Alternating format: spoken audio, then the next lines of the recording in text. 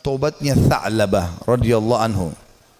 Sahabat Nabi yang mulia ini adalah anak muda yang masih muda dan keimanan sudah tertanam dalam hatinya. Zaman dulu orang tidak punya kamar mandi dalam rumah, maka orang kalau mau pergi ke WC ataupun mau mandi, maka biasanya orang pergi ke padang pasir. Satu waktu Tha'labah radhiyallahu anhu ini keluar, kemudian dia ke padang pasir, lewat, bukan sengaja, lewat. Rupanya dia melewati sebuah tempat mandi tapi untuk seorang wanita Ansar, wanita dari Madinah, ya. Dan wanita ini terkenal, ya, sangat punya kecantikan dan kulitnya putih bersih. Dan ini bukan terlihat, telanjang bulat semuanya, tidak. Tetapi Tha'labah radhiyallahu anhu lewat. Zaman dulu tempat mandinya laki-laki sama perempuan untuk membedakannya, kalau laki-laki itu dibuat pelapa kurmanya sampai ke daerah kepala sehingga bagian kepala terlihat dan orang tahu di dalam itu adalah orang. Ini di padang pasir, dibuat kayak WC-WC umum gitu ya, tapi masing-masing punya.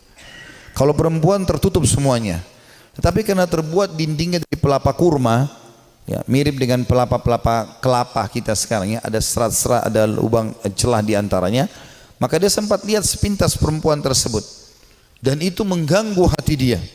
Begitu melihat langsung terganggu hatinya, padahal dia tidak niat untuk sengaja mengintip orang mandi. Maka dia merasa tulang-tulangnya gemetar, kesemutan, otot-ototnya merasa kesakitan dan lemas. Lalu kemudian dia segera naik ke atas sebuah bukit yang sangat tinggi di Madinah. 40 hari dia nggak pernah turun. 40 hari di atas gunung tersebut bertaubat kepada Allah Subhanahu wa taala. Salat di sana, dia makan minum di sana, pokoknya tidak mau pulang ke rumahnya. Nabi SAW memiliki tradisi, seringkali beliau kalau habis sholat melihat sahabat-sahabatnya. Tapi karena Tha'labah ini bukan orang yang sering ada di depan, maka Nabi SAW tidak melihat dia. Jibril AS datang setelah 40 hari dari masa perbuatan Tha'labah ini radhiyallahu anhu, mengatakan, hai Muhammad, Allah memerintahkan kau untuk memanggil Tha'labah yang sedang berada di atas gunung karena dia merasa bersalah dengan dosanya. Maka Nabi SAW mengutus beberapa sahabat mencari Tha'labah, ditemuilah, lalu dibawa. Begitu masuk ke dalam masjid, dia keringat dingin, wajahnya memerah, kehitam-hitaman, ketakutan sekali. Kata Nabi SAW, ada apa dengan engkau hai Tha'labah? Dia mengatakan, ya Rasulullah, saya telah melakukan maksiat yang besar sekali. Kata Nabi SAW, rahmatnya Allah lebih luas. Ya, kemudian waktu itu diiqamahkan solat. Maka solatlah Nabi SAW bersama para sahabat, Tha'labah pun ada. Sementara solat, Nabi SAW membaca ayat tentang neraka. Maka Tha'labah pun pingsan dalam solatnya. Pingsan.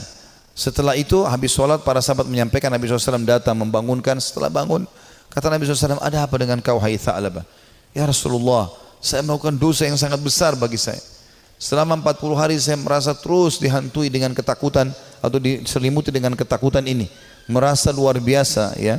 Masalah saya melihat wanita tidak sengaja yang lagi mandi. Maka dia pun berkata, Nabi SAW mengatakan, rahmat Allah luas, mohon ampunlah. Dia mengatakan, ya Rasulullah, tapi hati saya masih betul-betul terganggu dengan ini, ya. Maka Nabi SAW setelah mengatakan rahmat Allah luas, pulanglah semua sahabat ke rumah. Sampai beritakan Nabi SAW kalau Tha'labah sakit di rumahnya. Maka Nabi SAW datang ke rumahnya, kemudian ingin meletakkan kepala Tha'labah di atas paha Nabi SAW. Tha'labah terus berusaha menjauh radhiyallahu anhu. Kata Nabi SAW, kenapa kau jauhkan kepalamu dariku? Dia mengatakan, ya Rasulullah, kepalaku penuh dengan dosa. Ini bayangkan sosok seorang sahabat yang hanya sekedar melihat tidak sengaja wanita, ya, yang sedang mandi, itu pun cuma di celah-celah pelapa-pelapa kurma itu. Maka Nabi SAW mengatakan, rahmat Allah luas. Apa yang kau rasakan hai Tha'labah? Kata Nabi SAW. Kata Tha'labah, ya Rasulullah, semenjak saya lakukan perbuatan tersebut, hatiku rasanya seperti sedang direngut, ya, seperti ditekan dengan sesuatu. Tulang-tulangku dan otot-ototku seperti kesemutan semuanya. Aku merasa ketakutan yang luar biasa. Apa harapanmu? Kata Nabi SAW. Dia bilang, harapanku agar Allah memaafkan semua dosa-dosaku. Ya, bukan cuma itu saja, aku memaafkan, mohon supaya Allah maafkan semua kesalahanku.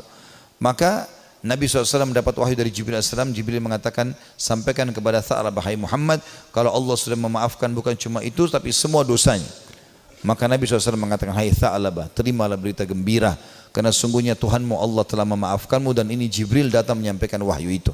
Maka Tha'labah pun bergembira, senyum, kemudian dia bertakbir lalu meninggal dunia. Maka pada saat dia wafat, teman-teman sekalian radhiyallahu anhu, sahabat Nabi yang mulia, saking takutnya dengan Allah sampai mati, meninggal, ajalnya datang.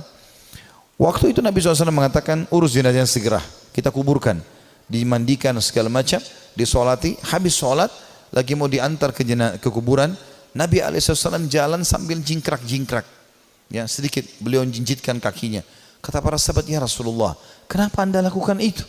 Kata Nabi SAW, saya merasa malu dengan para malaikat, dan saya tidak bisa menghitung jumlah mereka yang sedang datang melayat jenazahnya Tha'labah radhiyallahu anhu. Sahabat Nabi yang mulia memberikan pelajaran kepada kita bagaimana mereka bertaubat kepada Allah Subhanahu wa ta'ala.